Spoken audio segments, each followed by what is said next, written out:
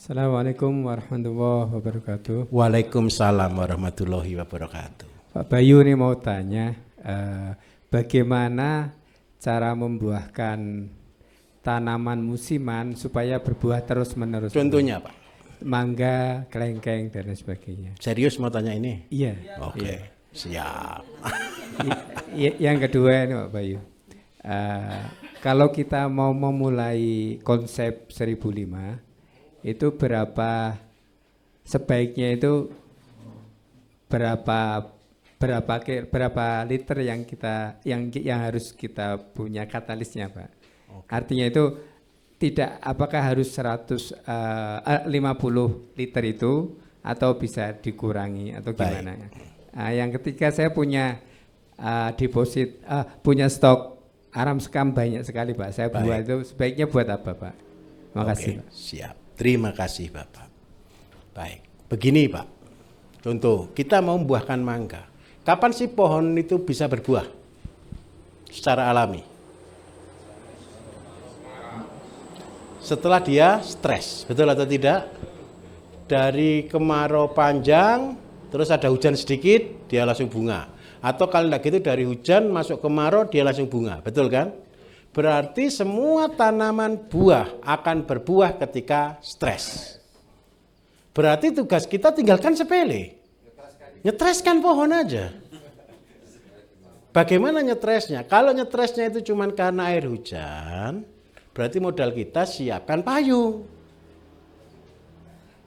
Pohonnya dipayungi, Pak. Bagaimana mayungi pohon? Seandainya nih saya punya pohon mangga di sini.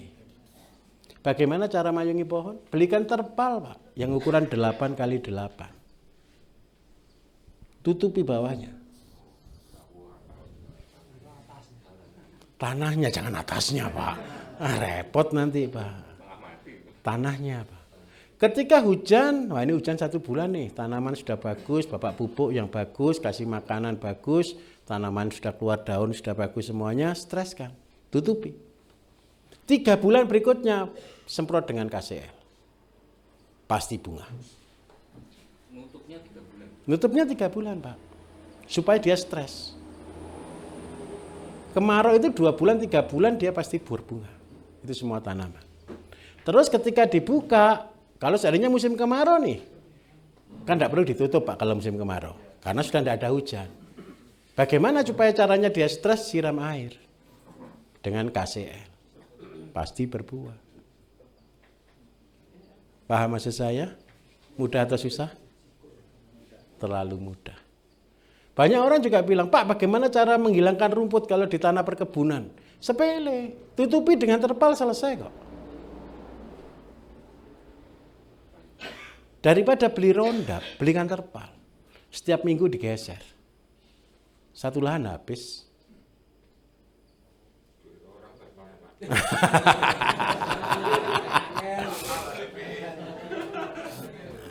Ini yang repot kali itu.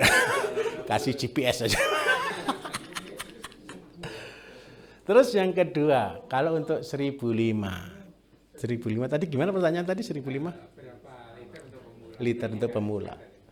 Saya sarankan jangan 1005 dulu, Pak. Tahapannya. Bukan katalis yang kita butuhkan dulu. Jadi Bapak mulai dari POC dulu. POC tadi limbah rumah tangga, yang POC-nya Bapak bisa campur ke ZPT. Sebab tadi ketika praktek membuat 1 drum itu untuk 15 hektar, Pak. Berarti kalau 1 hektar cuma 7 liter. Kalau 1 hektar cuma 7 liter, kalau 1000 meter berarti butuh berapa liter? 7 dibagi 10. Cuman anggap aja 1 liter deh. Berarti Bapak beli katalis nanti tanya Pak Bambang. Pak Bambang, saya boleh beli enggak beli katalis setengah liter? Paham maksud saya, Pak? Sedikit sekali. Nanti begini, Pak. Coba, boleh sedikit sekali. 1 liter pun enggak masalah. Saya bukan butuhnya katalisnya, Pak. Bapak praktek. Bapak buat dulu. Setelah buat, tolong buatkan kebun percobaan.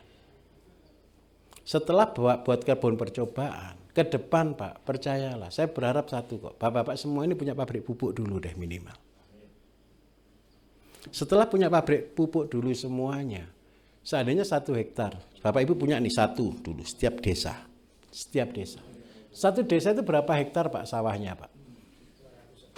100 sampai 200 hektar. Tidak mungkin semuanya ikut kita. Tapi kalau Bapak bisa membuktikan, setiap desa Bapak buat dulu sedikit, 5 tahun. 1 desa bisa kuasai Pak.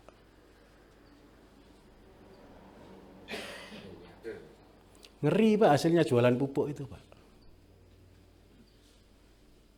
Paham atau tidak di sini?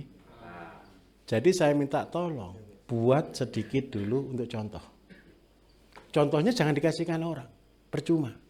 Bukan dem solusi itu. Banyak orang kalau punya pupuk kan di dem gitu kan, ke orang gitu kan. Itu bukan solusi.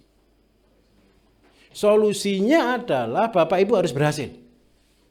Dalam konsep 1005, punya penghasilan harian, punya semuanya.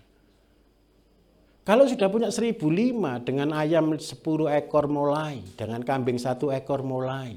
1005 itu sudah cukup Pak pupuknya semuanya, sudah over. Muter terus tambah lama tambah besar, tambah lama tambah besar, tambah lama tambah besar. Pengaruhnya adalah tetangga-tetangga kita akan ikut.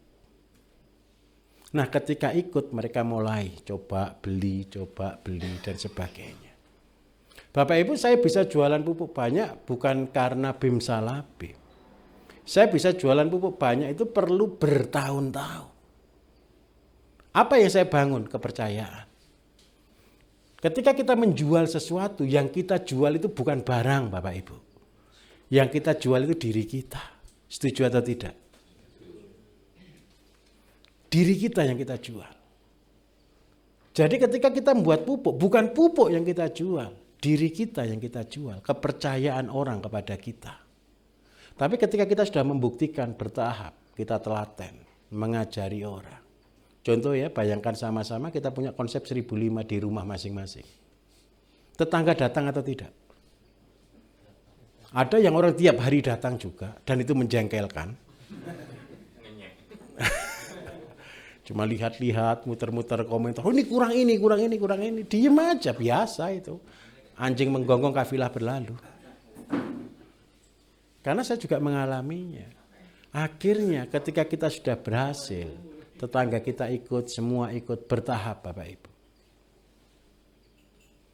Jadi Pak, seminimal mungkin. Kalau Bapak sambil untuk niat untuk jualan pupuk juga, 5 literan juga boleh Pak. 5 liter kan bisa untuk membuat sekitar, anggaplah 10 liter untuk 1 hektar, 2 hektar. Nanti cocok, ada untungnya Bapak beli lagi. Tambah banyak. Saya dulu buat pabrik juga cara seperti itu Bapak Ibu. Laku saya kembangkan, laku saya kembangkan, laku saya kembangkan. Sampai akhirnya jadi besar. Jadi itu yang kita kerjakan. Terus yang ketiga untuk sekam arang. Arang sekam itu Bapak Ibu, apa kandungan di dalam arang sekam? Karbon. Karbon itu apa manfaatnya? Karbon itu menetralkan. Karbon itu membunuh virus. Karbon itu membunuh bakteri. Itu fungsinya karbon. Jadi kalau punya karbon yang banyak, karbon aktif yang banyak, berarti tanaman-tanaman yang bisa terserang jamur, fusarium, harus butuh ini. Contohnya apa Bapak Ibu yang wajib dikasih karbon? Pisang, cabai, tomat, terong. Jadi ketika tanam beri karbon di dalamnya. Itu manfaatnya. Terus yang kedua karbon sendiri untuk baik, mari. Oke. Jadi kalau kita kasih karbon ke tanaman, maka pH-nya juga akan meningkat. Jadi kalau Bapak Ibu tanya, Pak tanah saya asam, meningkatkan pH terbaik dengan apa? Paling murah karbon. Selain meningkatkan pH, dia juga bisa membunuh bakteri dan jamur. Begitu kira-kira. Bisa jelas Pak?